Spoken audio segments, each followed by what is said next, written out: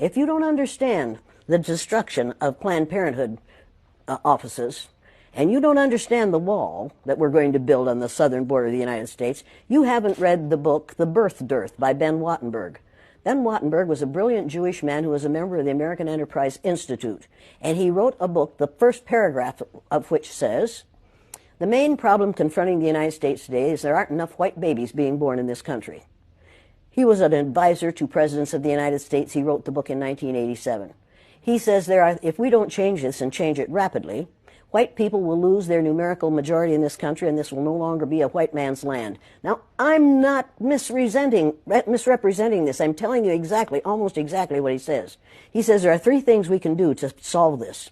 Number one, we could pay women to have babies, as they have been doing in Western European nations for years. Then he says, and these are his words, not mine, unfortunately, we would have to pay women of all colors to have babies, so we don't want to do that.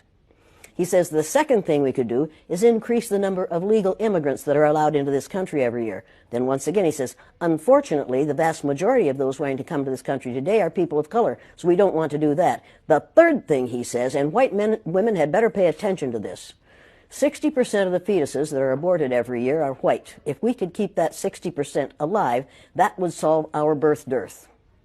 Does that sound like racism to you? Can you talk a little bit about the trauma associated with? The trauma associated with it? Yeah. One of the main traumas is it tells white people that they are superior because of the lack of melanin in their skin. And then they find out suddenly that we've got a black president. That's traumatic. That's where the trauma is. Living a lie, finding out the truth, is traumatic. Finding out now, recently, that within 30 years, white people will be in the numerical minority in this country is going to be traumatic.